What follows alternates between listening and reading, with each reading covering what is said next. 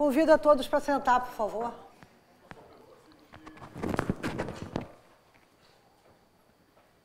Vamos iniciar o penúltimo bloco, né, desse workshop de tecnologias de rede. Lembrando que nós estamos agradecendo nossos patrocinadores, a Unitec, a Dell, em contrapartida, né, vocês trabalham juntos, a Can Technologies e a OTRS, pela ajuda, grande ajuda nesse evento, na organização desse evento. Agora vamos receber a pessoa da Globo.com, Marcos Vinícius Gonçalves Cesário, que vai falar NFV e SDN, desafios e aplicações na Globo.com. Obrigada.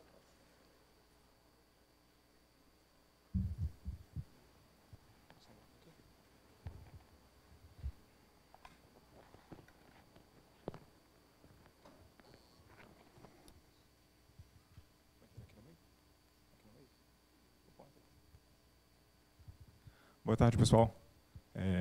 Quero agradecer a oportunidade de estar aqui falando para vocês hoje.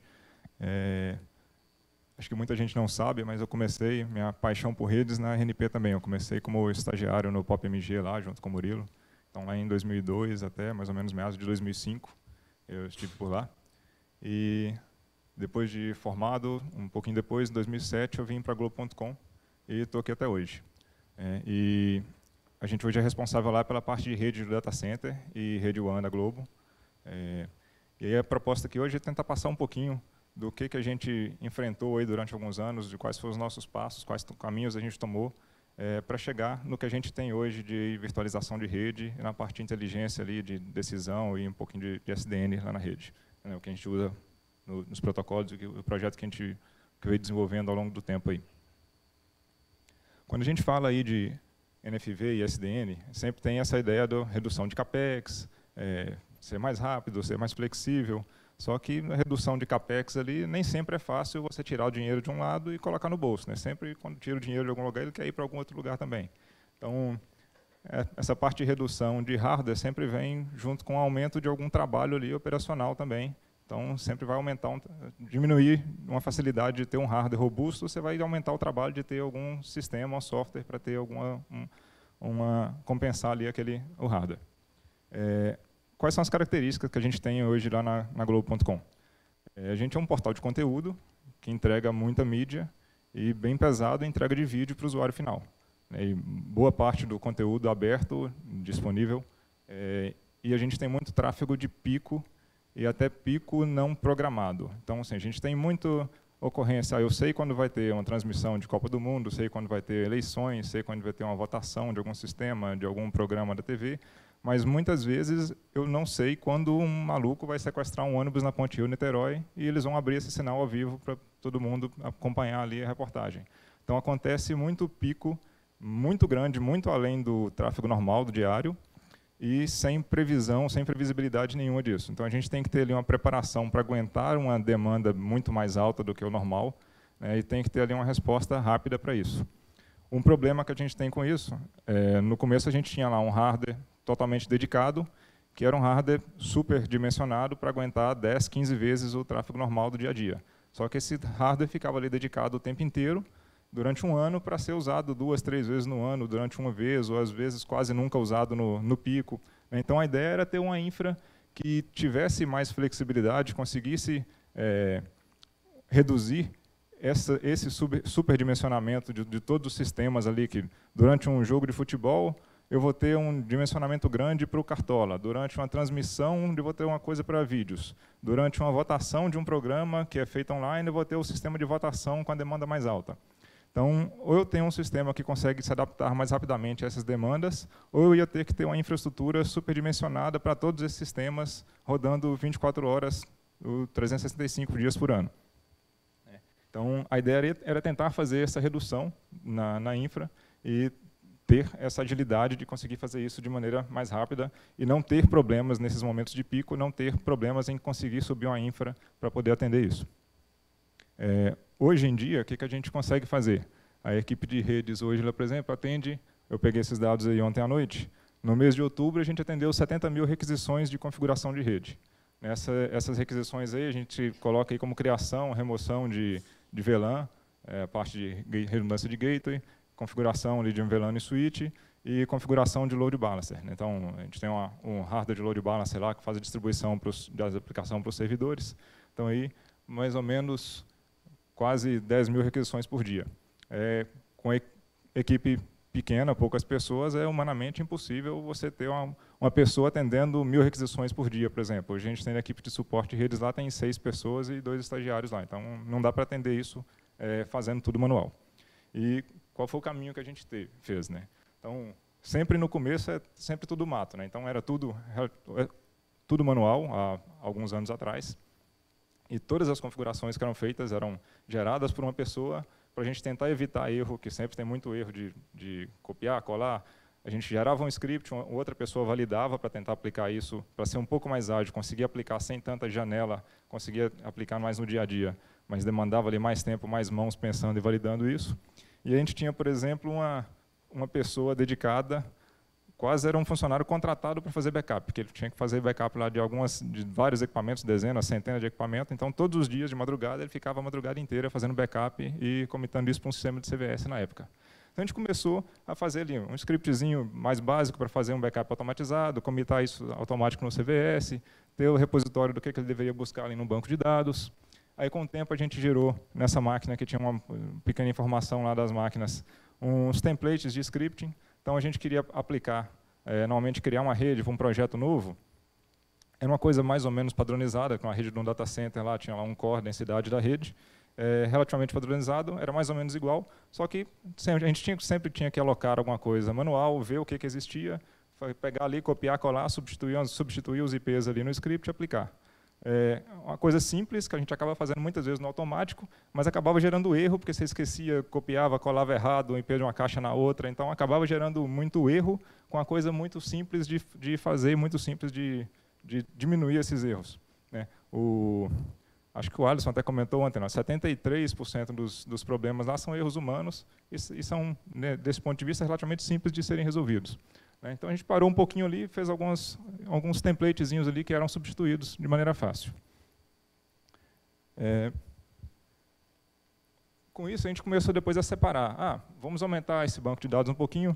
A gente tinha ali, bem no começo, um sistema de alocação de redes lá para validar o que existia. Era uma planilha no Excel. Isso em 2007, 2008. A gente não tinha lá Google Drive, não tinha Office 365. Então, era planilha no Excel, versionada no CVS, você pegava a planilha, verificava o que existia, alocava uma rede e subia de novo para o CVS. Se uma pessoa quisesse editar na mesma hora que você, ou se você tivesse não comitado na hora lá, o cara ia pegar uma rede diferente, ia conflitar a rede em algum lugar, então vários problemas desse aí. E a gente começou a criar então um softwarezinho lá, acessando, compartilhando esse banco, para tentar organizar as redes ali, o que existia, e tentar ir fazendo isso, alocando isso de maneira automática. Com o tempo,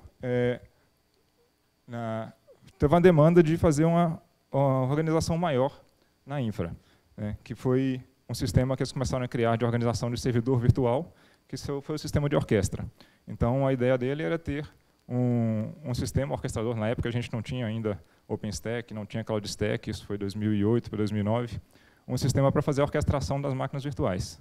E, com essa característica nossa de alta capacidade de entrega de tráfego, a gente não podia ter, na época, hoje ainda é difícil, em alguns casos, ter a parte de roteador virtual, de virtual router, porque a gente tinha um problema grande de throughput nesse cara. Então, a gente tem máquinas que entregam uma capacidade muito grande para a internet, e ter esse tráfego roteado no roteador virtual era um problema. Então, a gente tem que rotear esses caras no hardware físico, lá no topo de rack, para poder... no hardware físico, nessa época, para poder conseguir ter throughput para a internet para entregar isso aí. E aí, com esse sistema, a gente começou a ter a ideia de criar uma API de redes, que, como esse sistema precisava ali provisionar máquinas de tudo de maneira mais rápida e automática, a gente começou a construir uma API para poder entregar para esse sistema essas redes que eles precisavam. Não tinha nenhuma API na época de rede lá, não tinha neutro, não tinha nada. A gente começou a criar essa APIzinha lá, que ela pegava meio que esses templates que a gente foi criando e automatizava isso para entregar para um sistema quando ele pedisse uma rede, ele tentar alocar uma rede automática lá que ele não tivesse e tentar fazer esse provisionamento desse script que ela gerava de maneira automática nos equipamentos também. Então, com isso aí ele conseguiria colocar ali um permissionamento de uma VLAN na porta do switch. A gente foi fazendo esse cadastro então todo e crescendo esse banco e crescendo esse sistema aí com base nisso. Então, bem focado nessa parte. E aí começou a gente colocar depois as funcionalidades de balanceamento de carga. Então, a gente precisava, depois de criar as VMs, a gente precisava criar um balanceamento de carga para poder distribuir o tráfego que vinha da internet ali para um VIP, para poder distribuir a carga entre essas VMs todas. E a gente foi colocando isso tudo, colocando essas funçõezinhas ali nesse sistema, nessa API. A gente teve alguns problemas na época, a gente não tinha desenvolvedor nenhum na equipe, a gente contratou na época uma fábrica de software, e aí a gente tinha problema de conhecimento, de ter os desenvolvedores não terem conhecimento nenhum de infra, então era um pouco difícil ali, de vez em quando falar a linguagem da infra com os desenvolvedores na época. E aí depois a gente foi otimizando, começou a reconstruir a parte desse web, o front-end que a gente tinha, que acessava um banco direto, começou a reconstruir ele para fazer as chamadas, para usar a API também, até para poder já ir desenvolvendo mais API para as chamadas, funcionalidades necessárias que a gente tinha. E a gente começou a desenhar a estrada um pouquinho mais melhor aí. Batia o olho, parecia que estava bonito, mas ainda tem ali, ainda falta acostamento, ainda tinha muito mato ali do lado também. E aí a gente começou a melhorar, falando, não, beleza, a gente vai precisar ter muita demanda, tem que gerenciar um data center com essa API, então vamos tentar organizar melhor, melhorar essa API e reconstruir. Então a gente foi reconstruindo essa API, refez o código inteiro, começou a contratar desenvolvedor para a equipe, falou, não, a gente vai ter que ter um skill de desenvolvimento na equipe, começou a treinar um pouco ali, começou a entrar desde os estagiários, começar a treinar no perfil ali, no skill de desenvolvimento e um skill misto ali de redes, uns mais focados em desenvolvimento, uns analistas mais focados em redes. E começou a utilizar. Refizemos essa parte do front-end toda, e aí, por meados de, acho que 2012, os sistemas de cloud começaram a evoluir um pouco mais, e o pessoal falou, beleza, vamos então, está ficando caro, está bem complexo, já construir um sistema de cloud próprio, que era a Orquestra, vamos migrar para um outro sistema. Aí o pessoal fez uma homologação na época com o CloudStack e o OpenStack. Na época o CloudStack estava muito mais avançado, o OpenStack tinha uma comunidade muito menor do que tem hoje, e a gente escolheu, na época, ir para o CloudStack. Funcionava melhor até para poder ir para a produção. Na época, o OpenStack ainda não estava nem recomendado ir para a produção também. Então, a gente foi para o CloudStack. E, como não tinha também nenhuma API de rede na época nesses sistemas, a gente continuou evoluindo essa API local para poder entregar essa infraestrutura de rede como serviço para o orquestrador de infraestrutura lá das VMs, né? E aí você tinha o usuário acessando o orquestrador e tinha o nosso sisteminha acessando a API também. E aí tudo que o CloudStack entregava, vamos dizer, para os usuários, para os projetos que ele entregava, tudo que ele criava, as VMs que ele criava, os IPs que ele alocava para as VMs, as redes que eram alocadas, os VIPs que ele criava, tudo ele pedia isso da API. E aí, na camada depois, nesse nosso front-end, a gente tinha uma visão centralizada de tudo que existia no data center, tanto do ponto de vista do sistema de cloud, como tudo que era hardware físico também, que a gente alocava manualmente, que a gente alocava por fora do sistema de cloud, o que não era virtualizado, a gente conseguia enxergar ali, ter documentado e ter tudo na mesma base de dados. Então, a gente não tinha problema ali de alocação de rede, porque a gente colocou algumas regras de negócio ali para não alocar rede duplicada, não alocar rede VLANs que já tenham no equipamento, fez uma separação de ambientes ali para poder evitar isso tudo. E aí, falando um pouquinho dessa API, de como ela veio evoluindo, como ela está hoje, essa API hoje é um código Python, né? Ela é um código Python Django, e ela roda de Unicorn com um Nginx para poder fazer um proxy lá dos usuários e receber as requisições todas. A base de dados hoje é o MySQL, e ela usa o Memcache para poder fazer algumas caches de chamadas que são um pouco mais demoradas, mais complexas, e para fazer um controle de concorrência também. A gente usa o RabbitMQ e o Celery para fazer algumas chamadas e jobs assíncronos. Então, algumas configurações que são um pouco mais demoradas, em vez do usuário fazer a chamada e ter que esperar ali conectado aquela chamada terminar, ele faz uma chamada assíncrona, recebe um job ID, aquele job vai rodar, quando terminar ele consegue ali verificar que aquele job terminou, que foi sucesso. E essa API conversa com os nossos equipamentos do data center lá hoje. Então, a gente tem hoje falando com equipamento Cisco, com F5, com Brocade, com Dell, com o switch Mellanox, com o switch Cumulus, com HP, alguns com mais funcionalidades, outras menos, mas a ideia dessa API desde o começo era não ficar presa em nenhum fabricante. Até quando a gente começou a construí-la, a gente viu que alguns fabricantes, cada um tinha ali seu sisteminha de Network as a Service, só que cada um só falava com os próprios equipamentos. E a ideia nossa desde o começo é não ficar preso em fabricante nenhum, tipo, não quero ter vendor locking. Então, a gente tinha que ter alguma coisa que conseguia falar com todo mundo e que fosse fácil da gente trocar um switch, trocar um equipamento de fabricante, de modelo, e conseguir continuar usando ali a mesma coisa, os mesmos sistemas. E aí a gente fez ela com um modelo de plugin, que a gente consegue fazer ali, ou via API do equipamento, ou via SSH, a gente tem os comandos, né, as chamadas que ela vai entregar, tipo, fazer uma criação de rede, uma criação de velão, uma criação de load balancer com essas características, e aí esse plugin de cada modelo de equipamento vai interpretar esses dados e fazer a configuração do equipamento de acordo com a sintaxe dele específica. E hoje a gente usa também, na parte da cloud, as máquinas, tanto o Zen como o KVM, como o Hypervisor, o XCP também hoje, rodando o Open vSwitch, e a gente tem Open Daylight conversando com essas máquinas para programar fluxos nesses Open vSwitches. E a Network API recebe chamadas para poder fazer esses permissionamentos de fluxos, e ela fala com o Open Daylight, que por sua vez faz a programação de fluxos via OpenFlow nos equipamentos. Vou falar com mais detalhe um pouquinho mais para frente essa parte. Bom, a gente veio evoluindo essa parte, né, substituiu ali até o CVS por Git, coisas menores ali, e com isso a gente foi criando uma possibilidade de ter um ecossistema na nossa infra, que possibilitou várias coisas. Então a gente tem, o usuário pode criar ali scripts, automação, tudo direto com a API, porque é uma API, lógico, está disponível no data center, e a gente tem vários sistemas que foram sendo criados e fazendo uso dessa API dentro do data center também. Então a gente tem tanto o sistema de orquestração de infraestrutura básica lá, né, de VM, como a gente tem alguns sistemas, tipo o ACL Web, que acho que eu não sei se o Manuel pode ter citado nos cursos de segurança dele já, que o pessoal de segurança faz, que é a parte de permissionamento de acesso de rede, onde o usuário pede o acesso direto, não depende da equipe de rede, não depende da equipe de segurança validar nada, ele tem ali as regras de quem pode falar com quem, e o usuário pede esse acesso, e ele, através da Network API, ele vai falar, olha, beleza, tal rede pode falar com tal rede, a Network API sabe ali quem são essas redes, em quais equipamentos ela deve ser configurada, quais as ACLs que devem ser aplicadas, e ela aplica tudo no lugar certo ali para poder ser liberado. Tem um Galeb, que é um balanceador de L7, que roda em software, né, virtualizado, e o Galeb, como balanceador L7, na camada ele tem um balanceador de L4, um hardware que fica acima dele. Então, essa parte do VIP, de quais máquinas do Galeb ali que estão atrás desse balanceador de L4, o Galeb se programa, ele coloca, retira a máquina ali de acordo com a demanda, via API também. Então, ele fala, beleza, ele tem a lista de máquinas lá que ele pode subir, ou se ele está subindo mais VM naquele momento, ele faz chamada para poder fazer a programação no hardware de load balancer de L4.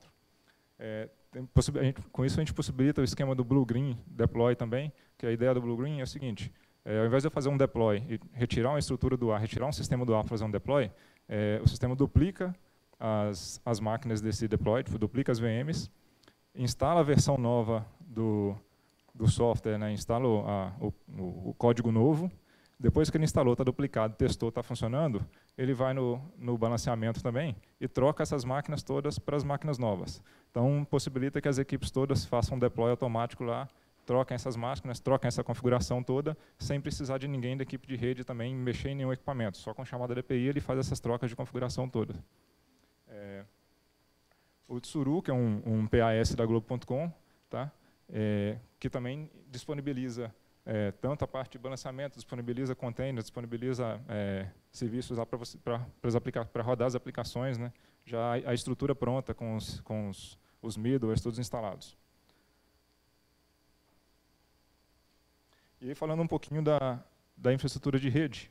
No nosso data center hoje, a gente usa um esquema de spine leaf, então o spine L3, onde a gente tem 4 spines, e em cada rack a gente tem 2 topos de rack ligados nesses 4 spines, e tudo aqui é L3, então cada perna dessa aqui é um L3 diferente, tem uma rede com IPs diferentes e fechando o BGP com todo mundo aqui.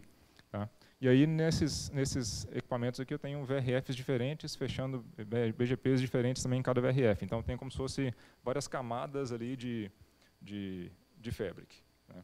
Para eu poder diferenciar o roteamento, virtualizar esse roteamento ali.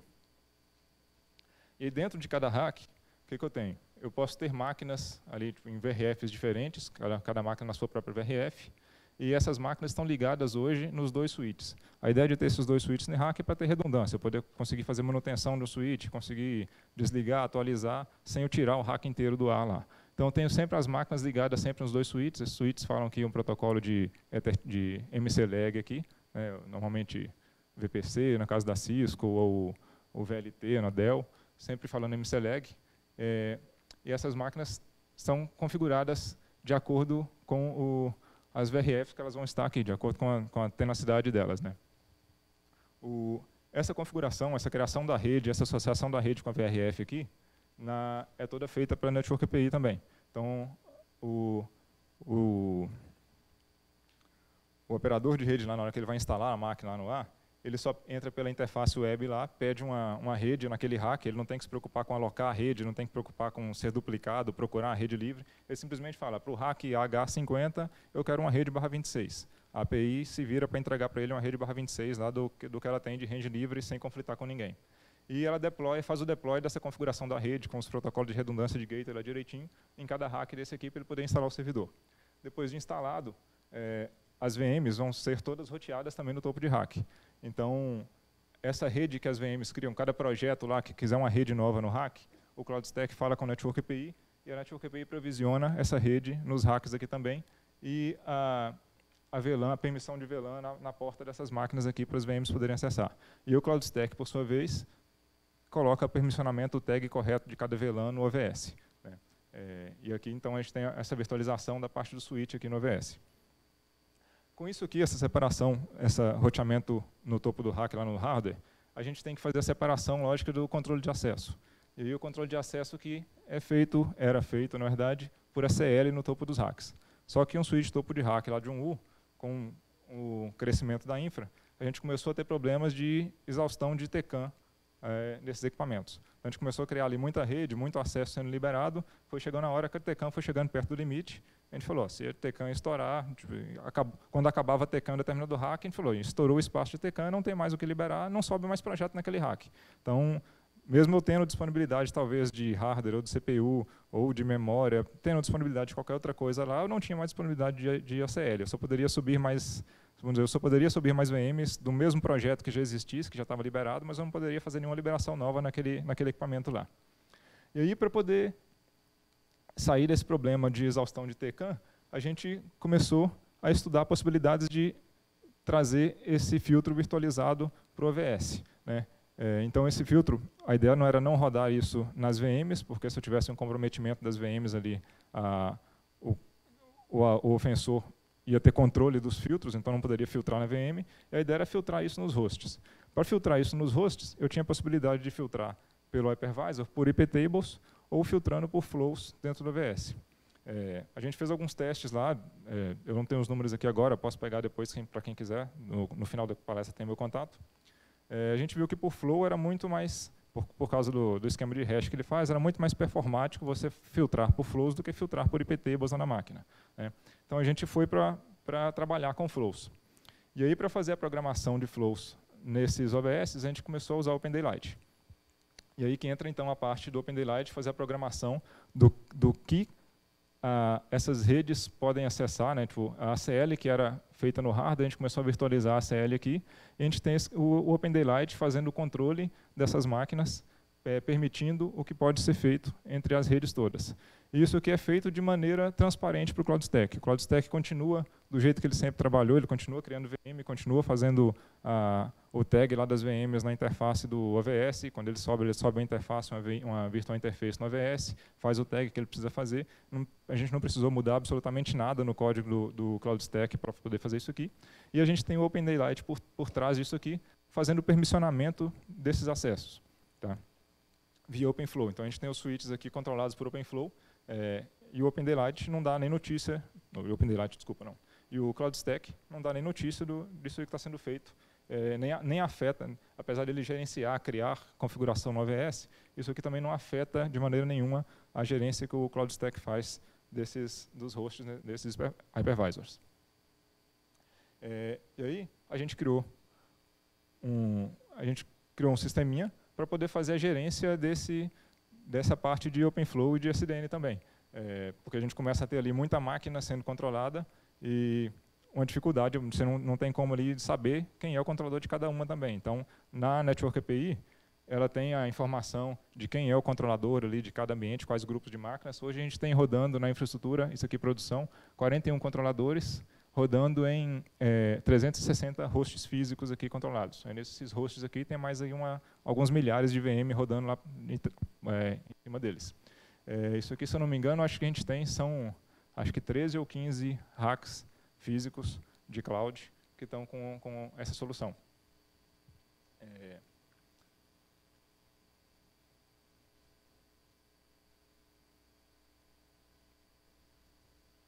Tá. E aí a gente fecha um pouquinho essa parte da rede de novo. E aí esse ano a gente começou a ter demandas de rodar infraestrutura em clouds públicas. Então o pessoal começou a analisar, falou, para alguns sistemas, para algumas demandas de infra, rodar esse sistema na cloud pública vai ficar mais barato do que rodar dentro do nosso data center. Então a gente tem que jogar esse sistema para dentro de alguma cloud pública. A gente começou usando a AWS, e para poder fazer o uso da AWS, a gente tinha que, de alguma maneira, ligar o nosso data center a essa cloud pública para os sistemas poderem se comunicar. A gente criou, então, a figura ali do Heindel, que ele enxergava os outros mundos ali, e a partir dessa informação que o Heindel tinha, a gente criou um outro sisteminha, que era o Bifrost, que pegava a informação ali, o conhecimento do Heindel, e trazia para dentro do mundo do data center, ali para dentro da Network API. Então, ele ficava escutando ali a fila de eventos da AWS, cada hora que era criada uma rede, criada uma VM, criado um load balancer, ele trazia isso aqui para dentro para ele ter esse conhecimento do que está sendo criado. Como ela tendo esse conhecimento aqui, os sistemas que já usavam, então, quando eu queria fazer uma liberação de um acesso do data center para um acesso que existia na AWS, os sistemas que faziam liberação de acesso aqui, por exemplo, a CLAPI, conseguiam enxergar que essas redes, que esses destinos existem lá na base de dados que ela consulta, e ela conseguia fazer as liberações que eram necessárias aqui. E aí, para fazer a conectividade da nossa cloud com a AWS, a gente está evitando o custo de link físico, link dedicado, a gente tem uma capacidade boa de conectividade de peering com os provedores e nos PTTs, a AWS também está presente nos PTTs aqui, Rio, São Paulo. A gente criou essa parte aqui virtualizada também, com um Linux normal lá, rodando Quagga e rodando IPsec. E aí, com a possibilidade de demanda disso aqui crescer também, o problema de rodar isso aqui virtualizado a gente pode ter um hardware, um firewall, um hardware, um router que tenha lá ASIC específico para fazer aceleração de IPsec, ou a gente pode rodar no Linux. O problema de rodar o IPsec no Linux é porque o processo do IPsec ele só processa em uma CPU. Então a gente testou lá, assim, podia ter máquina com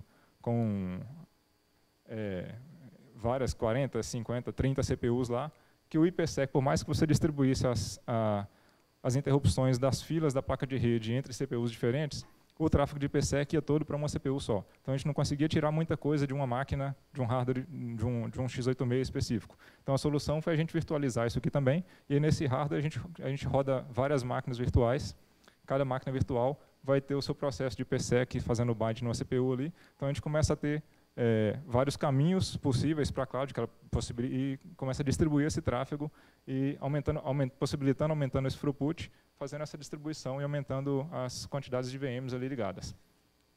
E aí, mais uma vez, a gente sai de um hardware que consegue fazer muita coisa, mas vai para muitos sistemas de software também. Para a gente conseguir gerenciar isso, a gente está fazendo via Terraform o provisionamento tanto da configuração da VPN na AWS, como o provisionamento da configuração de IPsec e da configuração do BGP do Quagga nas máquinas aqui. E aí está em andamento aqui a gente fazer essa ligação, fazer as chamadas para a API, fazer a chamada do Terraform direitinho. Por enquanto, a gente ainda está passando isso aqui hoje manual. Tipo, eu tenho que rodar, eu passo aqui a informação eu faço uma chamada de um script, que eu passo a informação da AWS, passo a informação da máquina e dos AS, ele gera a configuração na AWS e gera a configuração das máquinas aqui. O deploy das máquinas, com o deploy da instalação dos pacotes necessários, já está tudo automatizado. Só a gente tem que terminar essa ligaçãozinha aqui, o trigger da API para fazer a chamada do Terraform. E aí, no futuro, a ideia é a gente estender isso para todas as clouds, usando o mesmo sistema. Então, a gente vai ter alguma coisa automatizada que provisiona a conectividade virtualizada aqui entre as clouds todas também. Tá? A gente já usa alguns sistemas em outras clouds, só que a gente está mais automatizado essa parte de provisionamento na AWS hoje. E aí a gente começa a desenhar uma estrada ali um pouco mais limpa, uma estrada que aguenta ali um pouco mais de capacidade, né, na nossa infra. E aí, saindo da visão ali dentro do data center somente e afastando isso um pouco, indo ali para a distribuição de tráfego também, o que a gente usa hoje, desse ponto de vista de inteligência ali com dados de rede para poder fazer esse direcionamento de tráfego de rede. A gente está ligando esse ano, até esse ano a gente trabalhava com entrega Ncast, então a gente anunciava o mesmo IP Rio-São Paulo e a operadora escolhia para onde ela mandava. Esse ano a gente começou a trabalhar com a parte CDN. E a gente começou com a CDN lá em Fortaleza, está entregando em alguns outros locais desse ano, vai entregar Belo Horizonte, Brasília, Recife e acho que Porto Alegre. E como é que é feito isso aqui? A gente tem um sistema que está rodando por enquanto nos data centers principais. Quando o usuário faz a requisição para tocar um vídeo, ele vem pegar aqui ali, o playlist do vídeo ele vem pegar por enquanto dentro do data center, mas o grosso do tráfego, que são os arquivos que ele vai pegar, os chunks de vídeo, nessa hora que ele faz essa requisição, o sistema consulta aqui várias informações, além de informação da parte de vídeo, de health check, de saber se a máquina está ok, se a máquina consegue entregar, o processamento está ok, ela começa a pegar informações da rede também. Então, a gente tem uns roteadores virtuais rodando essa solução aqui também, que eles se comunicam com todos os roteadores, com toda a borda da Globo, e ele pega ali a informação de qual caminho que aquele usuário faz para chegar em cada ponto de distribuição. Então, ele sabe, eu sei que o AS1002 está ligado no Rio-São Paulo. Então, aqui ele está ligado com a SPF1 no Rio-São Paulo. Em teoria, ele está com a mesma distância para chegar em qualquer lugar. E eu sei que o AS5 ele está ligado ali em Fortaleza. O caminho mais curto para ele é um hop 2 em Fortaleza, então ele vai tentar mandar para lá. No caso de empate, aí o sistema já pega outros dados, que no caso de empate ele começa a pegar dado de geolocation. Então, nesse caso aqui do 1002, como ele empatou no Rio e São Paulo, ele vai pegar o usuário, o IP que está chegando desse S1002, e vai verificar qual o geolocation desse IP aqui. Se for um IP que está mais próximo do Rio, ele vai tentar direcionar isso para o Rio de Janeiro. Se for um IP que está mais próximo de São Paulo, ele vai tentar direcionar para São Paulo. Então, a gente começa a misturar aí os dados de informação de rede, de roteamento de rede com os dados de usuário, para poder tentar melhorar essa distribuição e esse roteamento dentro da nossa infraestrutura e o balanceamento da carga dentro da estrutura. Tá acabando, beleza. E aí, o que a gente vê aí do futuro com esses usos? Melhorias ainda na CDN, a gente está usando hoje a SPF, Geolocation, mas a gente quer usar mais dados de correlacionar dados de flow com dados de performance de usuário, de buffering, de taxa de erros, para tentar melhorar ao máximo essa distribuição, tentar distinguir ao máximo onde cada usuário pode cair, o roteamento que vai ser melhor para aquele usuário fazer em determinada hora do dia, em determinado momento, ou com determinadas perfis de tráfego. Parte de overlay, a gente tem um problema hoje, como a gente tem esses racks separados, alguns sistemas de vez em quando precisam estar ali na mesma VLAN. Como a gente tem um roteamento no Fabric, hoje a gente não tem o roteamento do overlay ali em GRE, em VXLAN, o que for. Então, a gente está tentando fazer essa parte também. O sistema de cloud que a gente tem hoje, o Cloud Stack, não suporta um overlay nativo, ele suporta, mas fazendo a parte de vRouter. E o vRouter do Cloud Stack hoje tem alguns problemas de throughput. Então, a gente está tentando ver uma solução que a gente não tenha problemas de gargalo de throughput ali, que para a gente é uma questão bem importante, né? E tentar organizar isso dentro da solução também. A parte de load balance, hoje a gente usa muito load balance de camada 7, virtualizado, né? Mas o load balance de camada 4, que é onde a primeira requisição do usuário chega ali para ser distribuída, ainda é em hardware, principalmente em hardware. A gente tem alguns ambientes que tem um load balancer virtualizado, mas é um load balancer virtualizado do mesmo fabricante do balancer físico. Então, a ideia é ter ali alguma coisa open source que consiga fazer essa distribuição. O problema para a gente fazer essa distribuição no load balancer L4 ali em software hoje é porque questão de capacidade, né? Hoje, a carga que eu recebo é muito grande e um software só não consegue ali tratar a carga que eu vou receber, porque é o primeiro contato, vamos dizer, do usuário da internet com a infra de atendimento. Então, e à medida que eu começo a aumentar esses nós de atendimento, eu tenho que fazer a distribuição de roteamento ali por SMP para eles.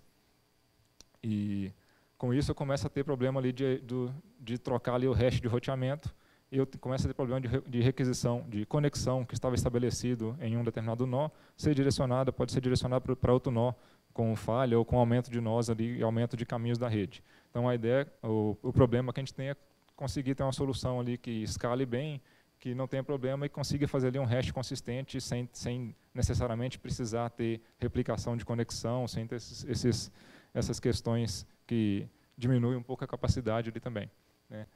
A parte de MPLS WAN, a gente está assumindo esse ano a parte de ligação das empresas todas do grupo. Então, a gente fazia só ligação dos data centers, mas a gente vai começar a ter que tratar agora a rede do Grupo Globo como um todo, do G5, das TVs, com essa ligação dos POPs. Então, a gente tem um desafio também de otimizar e colocar ali alguma parte de gerenciamento ali via software também, de escolha desses caminhos nessa parte MPLS. OmniCloud, que é o que eu citei lá, de usar as várias clouds lá, de maneira o mais transparente possível. Então, a ideia é que o usuário tenha o mínimo que escolher qual cloud, qual região que ele está. A ideia é que ele tenha um perfil de projeto e aquele projeto vá de acordo com o melhor horário de processamento, com o horário mais barato, com onde for melhor para ele estar ali, de maneira sempre mais transparente possível. E conseguir juntar ali dados de vários tipos de dados, de várias camadas ali de rede de aplicação, para conseguir correlacionar isso tudo ali no sistema de Big Data, né? Aí, essa era o tempo é curto, então a ideia foi dar uma pincelada geral ali no que a gente tem feito, o que a gente tem a fazer ainda também. Meu e-mail está aí de contato, quem quiser depois entrar em contato, se não tiver alguma coisa, tempo, pergunta, ou lembrar de alguma coisa depois. Esse projeto da Network API e vários outros projetos são open source, tá? Então está aqui no link do opensource.globo.com. Aqui está o link direto da Network API, do WebUI e de um clientezinho Python para essa API, lá quem quiser testar, usar. Igual como o Manuel falou ontem, da parte lá de Docker, é toda dockerizada também. Então, se quiser testar, rodar na máquina lá, é só baixar o código lá, fazer um clone, dar um make run lá, ele vai rodar a API, vai aparecer a API, o front-end lá para você, de maneira bem simples de começar a dar a testar, quiser olhar alguma coisa. Tá? É isso aí. Obrigada. Obrigado a vocês. Alguma pergunta?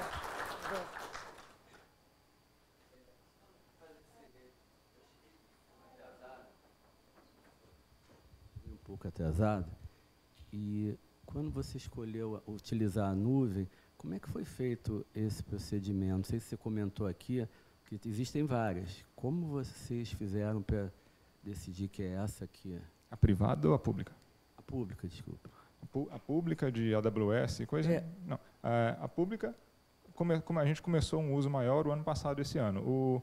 O primeiro perfil da nuvem pública foi uma demanda de ter disaster recovery. Então, a gente falou, a gente tem o data center do Rio aqui, que é o principal ponto, e não tem outro data center construído, precisa ter alguma questão de disaster recovery. Então, a gente começar a tentar subir os serviços que a gente tinha, não para ter uso, não para ter servir para o usuário final, mas para ter em questão de desastre, tipo, caiu um meteoro no data center, a gente ter ali uma possibilidade de subir os serviços de novo de maneira rápida ali, rápida em horas, dias, alguma coisa, os serviços todos, mas conseguir subir isso em outro lugar. Então, teve essa demanda de conseguir subir tudo em outro data center, em outra nuvem, né, na nuvem pública, sem ser um data center específico, sem ter link privado lá, e conseguir fazer essa conectividade com o nosso data center. E aí a questão da escolha foi realmente pelos projetos que tinham, as features que tinha na nuvem e a questão de custo para o tipo de uso que a gente tinha na hora ali. Essa parte foi feita pela área de TI, essa parte de custo. Quem foi que fez esse, no caso, o levantamento, quando foi adquirir uma cloud computer? Como foi feita essa etapa? Isso tem uma outra equipe que analisava, então os projetos, cada projeto passava ali suas demandas, na verdade não tinha uma equipe central que escolhia você vai para tal lugar, mas tem a equipe que faz o custeio ali, que vê o que é usado na infra, então tem um custeio geral lá, que eles olham o que é usado de servidor, o que é custo de rede, o que é custo de cada coisa lá, e aí por esses custos eles bateram lá onde ficaria melhor para subir, qual região, inclusive, para subir cada serviço também. Em alguns casos, tem serviço específico que tem que ser na nuvem específica. Então, por exemplo, a gente usa o Oracle Exadata lá, que o Oracle Exadata tinha que subir na Oracle. A gente tem que usar a nuvem da Oracle para ter ele lá. Ou tem no data center ou tinha que ser na nuvem da Oracle. Não tem disponível em outro lugar. Então, em alguns casos... Essa parte a gente tem que ver também, que é uma visão diferente. Ele é da Globo.com. Nós somos quase todos aqui de instituições de pesquisa. A realidade financeira é muito diferente. São diferentes. queria saber. Mas o dinheiro sempre falta, independente do nível. A Globo dizendo que falta dinheiro, gente. Imagina. Poxa, outra vez nada. Tá bom, Mais obrigado. uma pergunta só, por favor. Parabéns pela sua apresentação, bastante impressionante a infraestrutura que vocês têm disponível. A minha dúvida é rápida e bem específica. Como que vocês fazem a geolocation no AS de vocês? É pela Network API? A geolocation no nosso AS? Vocês localizam, você disse que... A gente não tem geolocation no nosso AS, a gente só serve o conteúdo, então a gente não tem conexão de usuário, não tem nada. Os nossos IPs são todos locais. Então, para geolocation, a gente usa as bases de dados padrão de geolocation que tem disponível, que vendidas na internet, que tem os sistemas que fazem geolocation. Mas como que você filtra a origem? Você falou que você quer pegar, por exemplo, de São Paulo, do Rio, de onde o usuário está alocado. Como que você filtra essa origem e depois você compara com essa base? Quando o usuário faz o usuário vai estar aqui num AS remoto aqui, fora do AS da Globo.com, quando o usuário faz uma conexão para a Globo.com, eu vou pegar o IP que ele chegou aqui. Então, a partir do IP dele, eu faço uma consulta de geolocation para saber de onde é aquele IP. E aí, essa base de dados de geolocation, MaxMind, alguma coisa lá, me fala qual a localização daquele usuário com um percentual, uma taxa de erro lá, em raio de quilômetros lá. Entendi. Obrigado. Obrigada, Marcos Genias. Obrigado, Maria. Pela sua presença. Vamos aplaudir.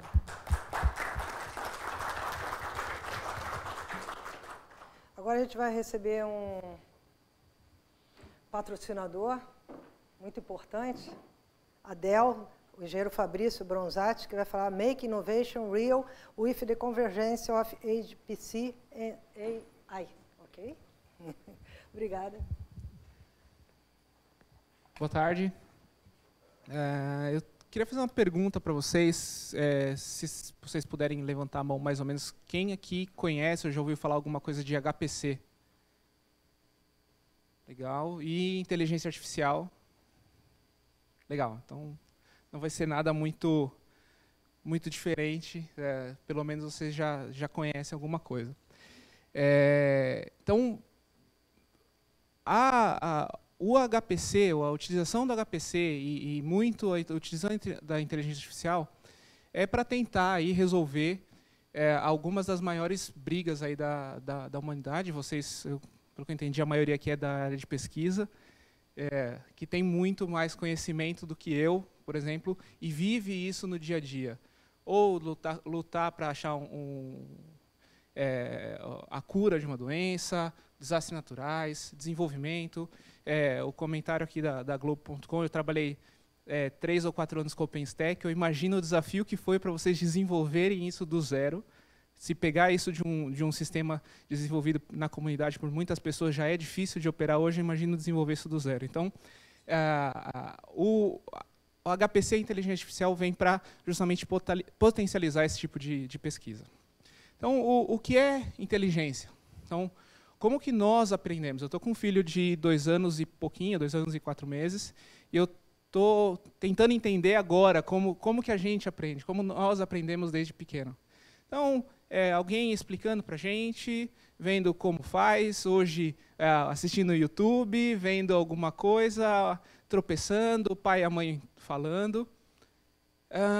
E as máquinas? Como as máquinas aprendem? Programando. Aqui a maioria já deve ter criado um programa, ou pelo menos feito uma aula de programação e criado um if, alguma coisa, else ou outra coisa. É assim, é assim que normalmente a máquina aprende. Mas se a máquina pudesse aprender da mesma forma do humano, por experiência, vocês acham que isso é possível? Sim, é possível. Só que não é exatamente do mesmo jeito. Não é por experiência, e sim com dados. Então, basicamente, a inteligência artificial ela precisa de muito dado sobre alguma coisa para ela aprender sobre aquilo.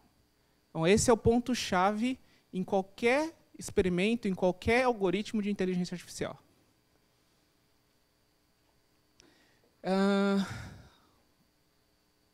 Inteligência artificial. Inteligência artificial um pouco da nomenclatura, é tudo que envolve o pensamento, a inteligência do computador. É aquilo que, por exemplo, tinha no filme de 1968, Odisseia no Espaço, 2001, Odisseia no Espaço, onde tinha o robô HAL, que falava, lia lábio, sentia o que você estava falando. Isso seria a inteligência artificial. A gente está muito longe disso. Mas a gente tem algumas coisas um pouco mais próximas. Por exemplo, o machine learning. O que vem a ser o machine learning?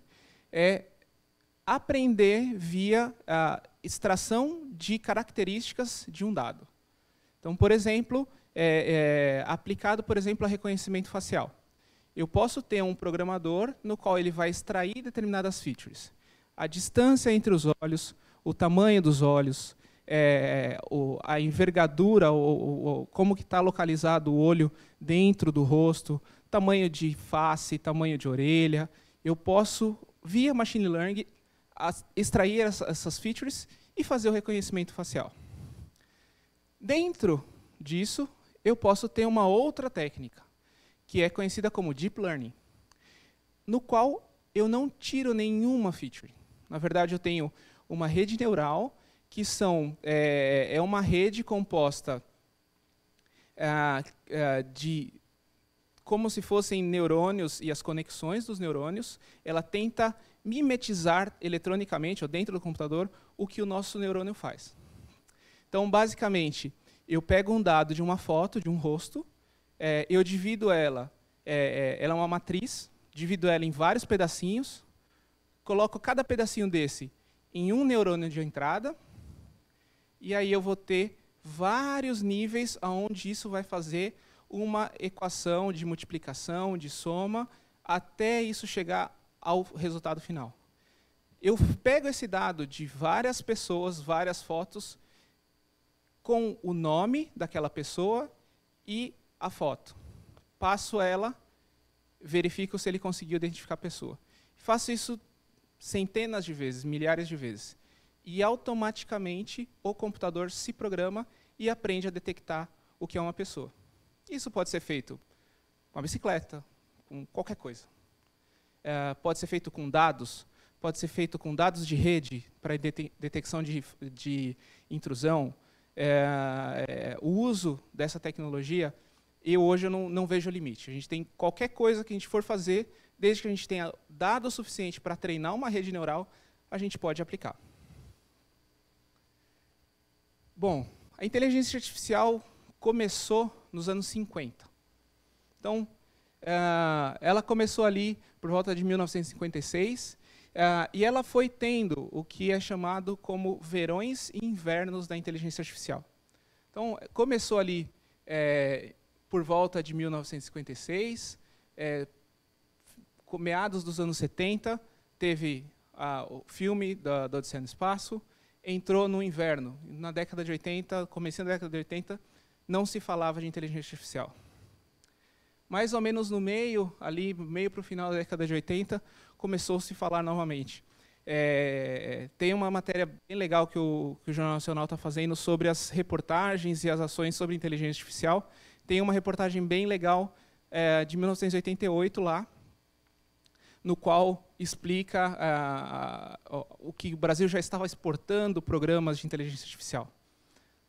Não foi para frente de novo, na década de 90, ninguém falou sobre inteligência artificial, e agora a gente está começando, tem muita gente falando, muita aplicação, e aí, às vezes, me perguntam, tá, mas não vai vir um inverno daqui a pouco disso?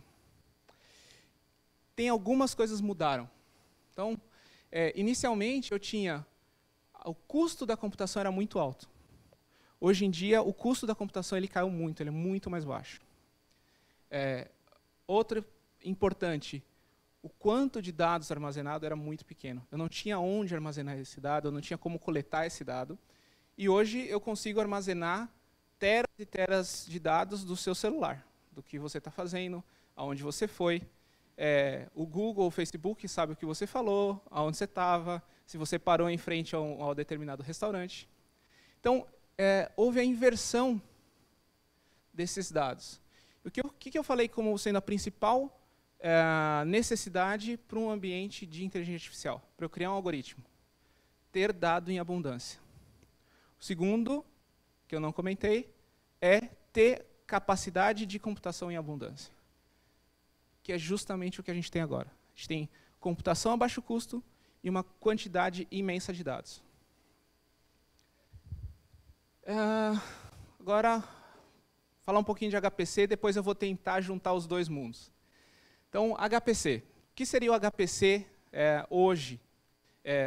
E bem na visão da Dell com os produtos que ela trabalha. Então, imagina que isso aqui é um servidor da Dell. Um servidor muito bom, performático, todo mundo gostaria de ter, mas é um servidor. Vamos supor que eu quero fazer uma computação de alto desempenho. Eu quero fazer um carro de corrida com esse cara aqui. Posso correr, mas não vai ser grandes coisas, perto de um Fórmula 1. Então, vamos supor que eu consiga pegar um monte desses carros, interligar por uma rede, por um software, que vá orquestrar isso aqui e vá fazer ele performar igual a um carro, um super carro.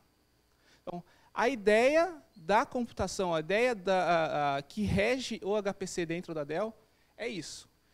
Pegar equipamentos simples, equipamentos que são comuns aí na grande maioria dos data centers, fazer uma interligação de tal forma, então, para orquestrar isso e fazer eles performarem de forma paralela e te entregar o resultado como se você tivesse uma super máquina, uma máquina de, por exemplo, 8.000 servidores. Então, no que se baseia isso? Eu tenho que ter as principais características são o nó de controle, então eu tenho um ou mais nós de controle, eu tenho os servidores onde eu realmente vou computar o dado, onde eu vou fazer o processamento, eu tenho um storage compartilhado e, tradicionalmente, eu tenho duas redes apoiadas.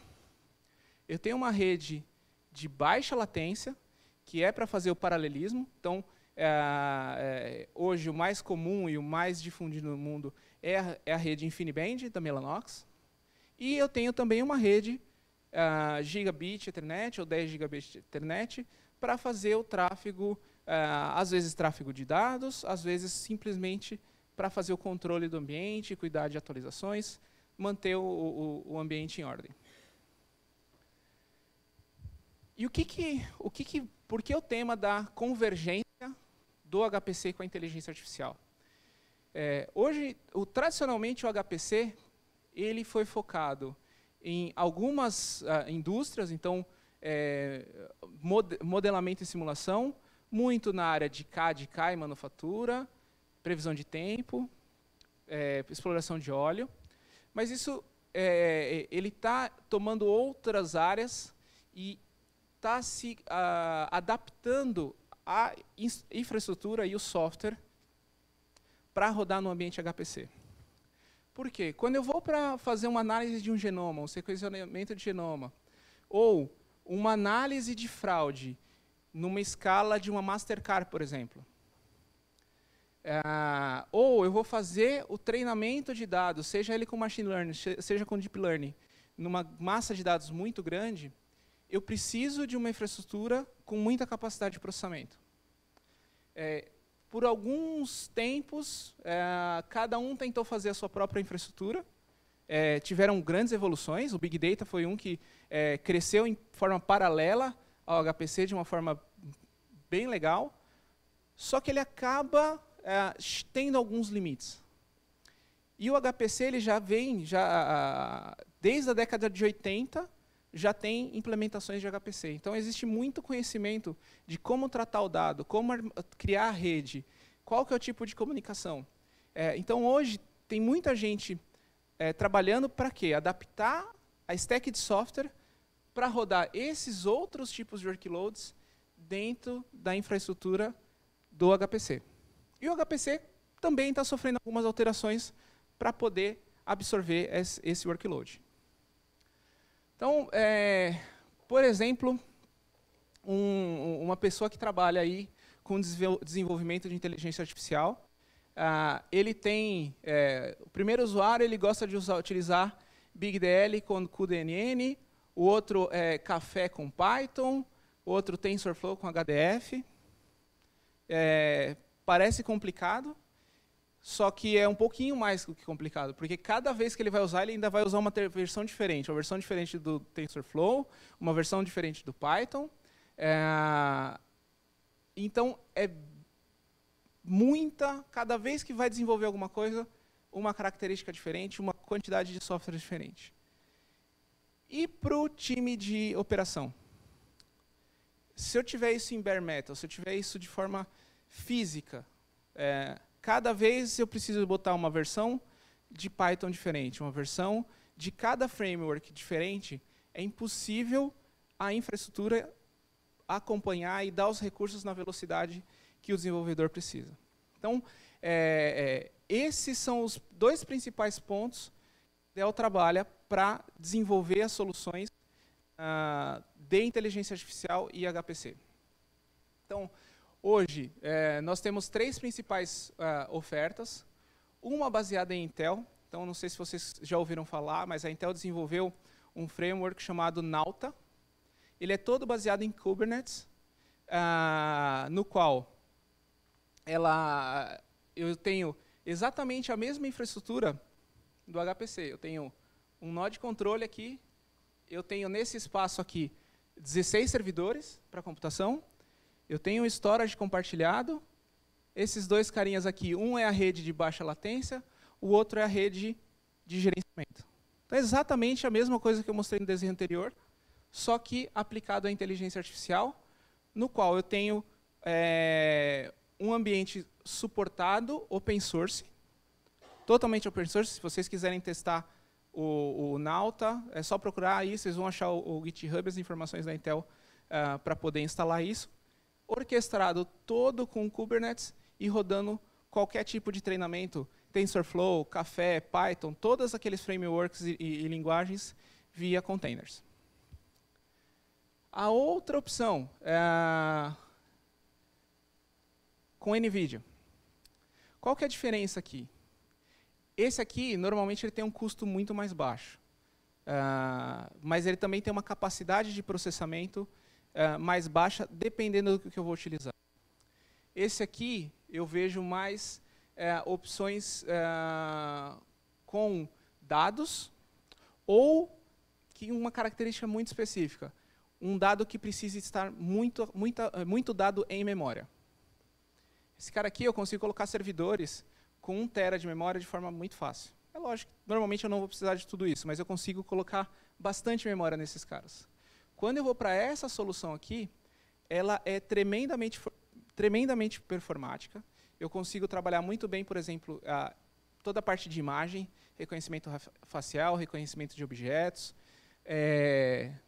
baseado em placa de vídeo, em GPU. Ela veio daí. Então, ela é preparada para fazer o processamento de tensores. Tensores é o que interconectam as matrizes.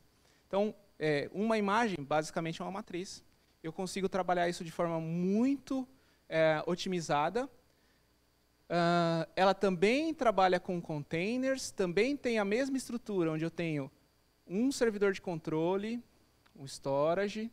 Aqui eu tenho 4 servidores, cada um com 4 GPUs, então cada linhazinha aqui eu tenho 4 GPUs da mais potente existente hoje, e também tenho as redes, exatamente a mesma coisa. O que acontece? Essas GPUs, cada uma tem 32 GB de memória, a maior delas. Então, dependendo do meu caso, isso pode ser uma limitação, ou pode ser uma vantagem. Depende muito de cada aplicação, depende do que você precisa resolver.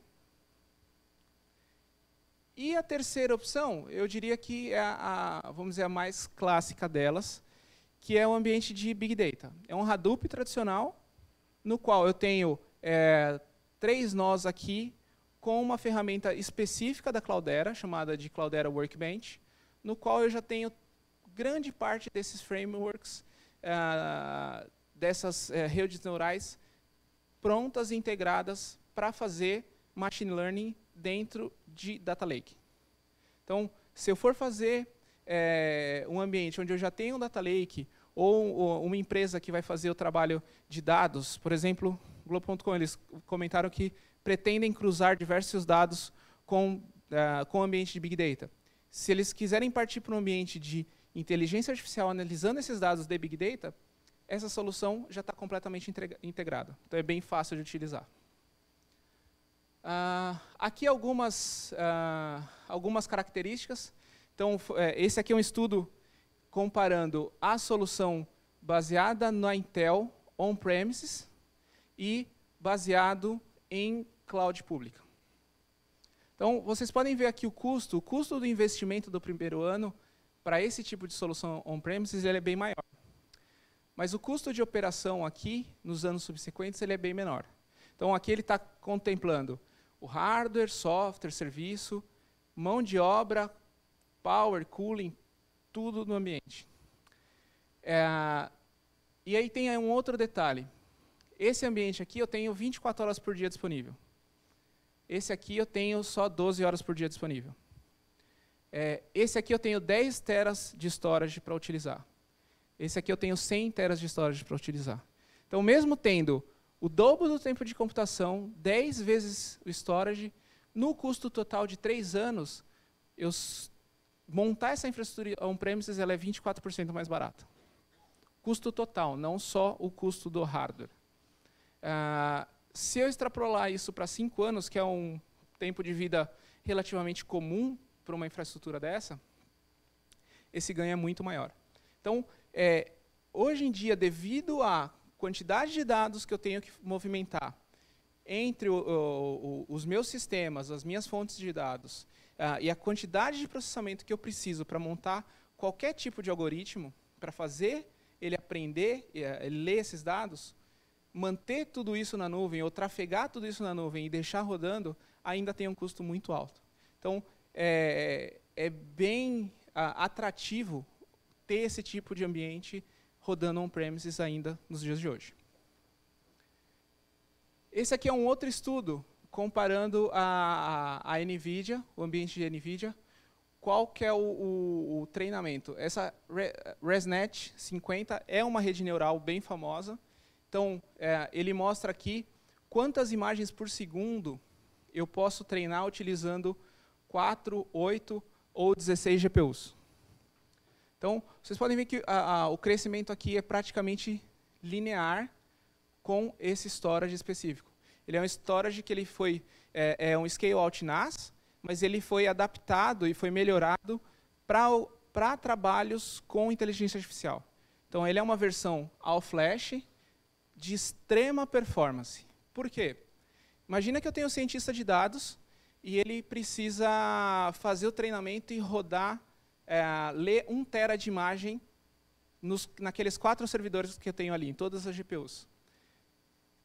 Ele roda aquilo, se o storage não entregar o dado na velocidade que a GPU consegue consumir, ele vai rodar, vai tomar um café, vai até a padaria, vai voltar, umas 4 ou 5 horas depois, talvez tenha terminado o job. Aí, quando ele vai ver o resultado, ele lembra que ele esqueceu de mudar um parâmetro e que não resolveu nada, aquele treinamento que ele fez, foi jogado fora. Bom, ele vai sair para o almoço, vai voltar, vai arrumar, vai disparar, se ele quiser ele pode ir embora para casa. Então ele trabalhou 2 vezes no dia. Então, a Dell também se preocupa muito nisso, em ter uma arquitetura que seja totalmente equilibrada. Então, pensar no storage, que ele vai conseguir entregar dado na velocidade que a minha computação vai consumir, a rede que seja performática para ter esse fluxo de dados, o software que vai orquestrar isso de forma eficiente e o suporte disso para caso tenha algum problema, precise abrir um chamado, eu preciso monitorar, eu preciso saber o que está acontecendo, qual que é o consumo de energia, qual que é a temperatura da máquina. Então, a gente trabalha para realmente entender a solução de ponta a ponta. E eu acredito que a maioria de vocês aqui, como a grande maioria, conhece a Dell pelo notebook ou pelo hardware que ela faz. Então, hoje a gente é muito mais do que isso. A gente trabalha realmente de fim a fim.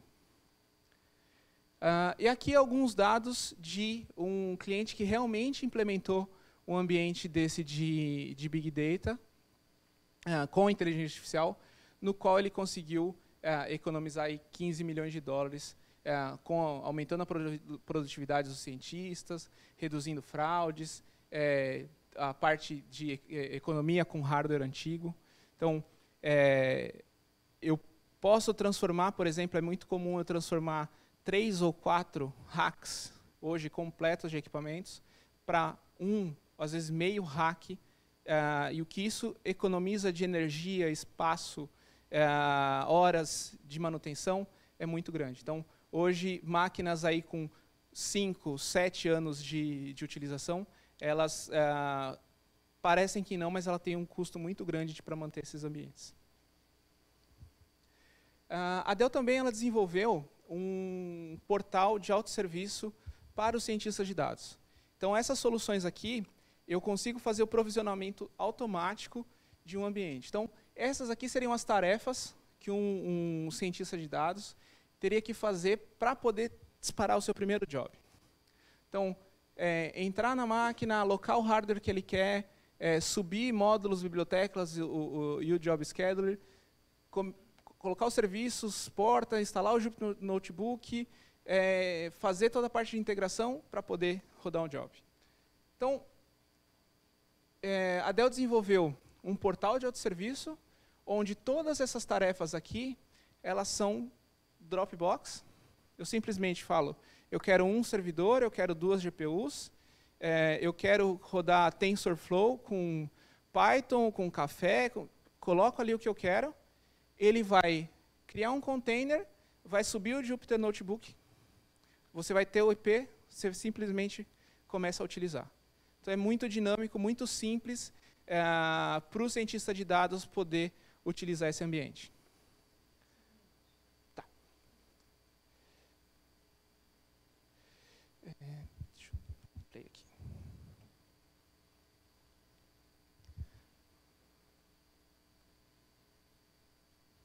Então, ele vai passar esse... Eu deveria passar o vídeo.